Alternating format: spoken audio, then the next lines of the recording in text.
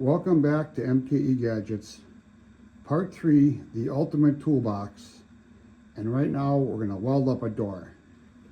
So this door is 2 feet by 4 feet, plus an inch or so here or there. The most important thing is to make this one exactly like the other door I'm going to make. Also make it square and flat. And I got my Rhino card table here with a lot of clamps on it and holding everything square and straight. First thing we're going to do is weld the inside corner. And let's just take a closer look at that. So here's the inside corner. And if I put a weld bead all the way to this corner, where these two pieces intersect, I won't be able to get in there with a grinding wheel and grind it flush. I want these ground flush. So I took a grinding wheel. You can see I scribed a silver line there. So I'm going to weld from that line out to that corner. Do it 4 times. I'm using 30 thousandths wire, materials 3/16 thick, 19.7 volts, and my wire speed is 413.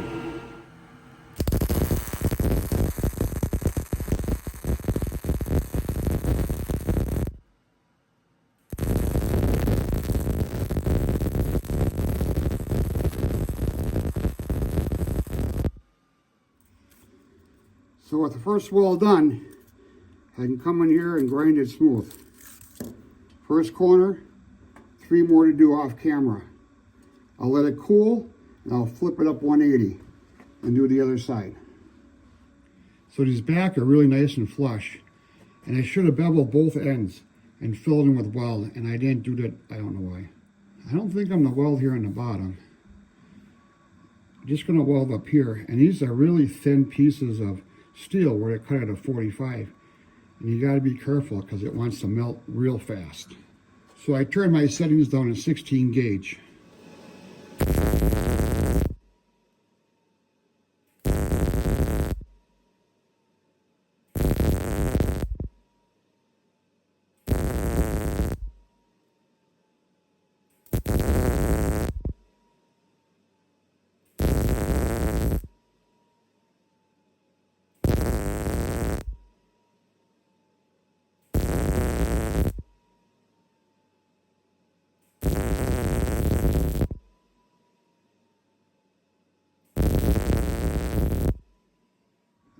I did a whole mess of heavy tacks, tack, because this is so thin I don't want to burn through.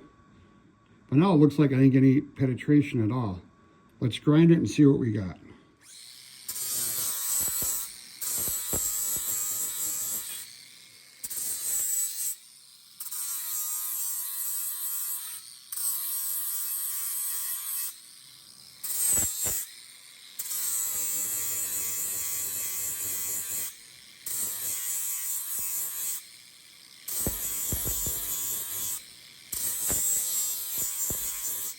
Well, I did get a bit of penetration there. The next corner, I'm going to change the settings to 14 gauge. And that I'll do offline. I got 3 of these corners to do. And it's pretty much copy and paste at this point. So this piece of angle is one of the legs. It's 75 inches long. This end is going to be touching the floor.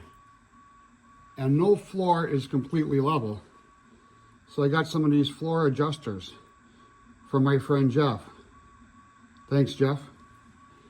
On a chop saw, I cut a bunch of these angle pieces off and I save them for gussets. If you ever got to weld a gusset, these are pretty nice to have. I got a jar full of gussets, believe it or not. Then I took 2 of those gussets, I drilled a 1/2 inch hole, and that's gonna go like that. A nut on top, nut on bottom. I can level this, pretty easy. 1, 2, 3 block here, clamp to the bottom of the angle, flush with the bottom, and this part here is 1 inch thick. Now this angle has a corner radius, so I ground a quarter radius. So if I just clamp this in here,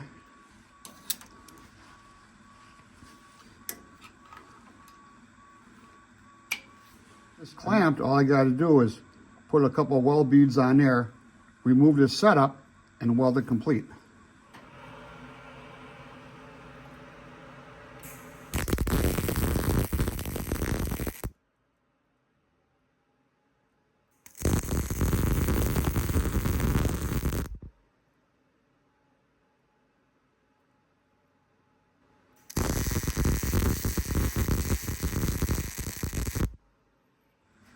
So with a couple of strong tacks in there, I'll let this cool and I'll come and weld on the other side.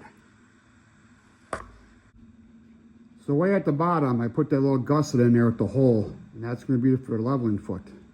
Now this is 75 inches long, and we got a weld up here in the corner. I beveled this so I get a better weld in there. I didn't do it on the first door, and that was a mistake. So now I just got to put a heavy tack in here.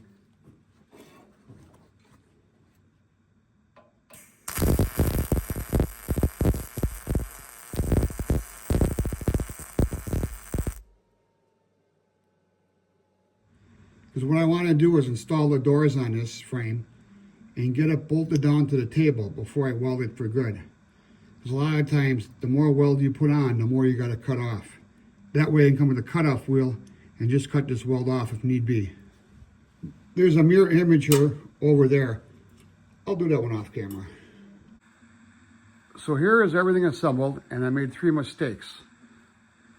So let's get a little bit closer and I'll show you the errors in my way. So this piece is stationary. This piece is my door that's hinged to open up. They're off by 3/4 of an inch. I have no idea how I did that. The only thing I can think is I use a combination square to measure from the top plate down to my hinge. And I must have had 2 different combination squares in the shop, and I must have grabbed the wrong one for this one. The second mistake is these doors come together, they hit about 6 inches from the front, and you gotta push them, and that's not gonna work. So this part of the door is too wide. I'm gonna have to cut these all apart and shorten it. Shorten the top and bottom rail about a 1/2 inch. This one I can understand, just the easy air. Now remember, I'm gonna put slot wall in here, and that is 4 feet long. So if I measure from the top, this part here should be 48 inches right in the center. And for some reason, it's 45.5. So a good thing I just tacked these, because I gotta cut this and move it down. I must have measured on the wrong side. You know what they always say, measure twice, weld once? So on the right-hand door, I welded this and I ground it flush. Now I have to grind this and cut this joint 4 times. On the left-hand door, I just put 1 tack here. So all I gotta do is come and grind that out and shorten this piece by, what, 1/2 inch I said? I wish I would have just tacked everything. Measure twice, tack once. Don't fully weld stuff. So I'm just gonna take this all apart. I'm gonna cut it all apart, re-drill, re-tap, and re-weld, and we'll bring it back. And hopefully I can do a little better the second time. And I cannot figure out why this one was 3/4 of an inch taller. Couldn't figure it out. All of a sudden dawned on me, I had it upside down. This door was there, that door was here, and now they're even.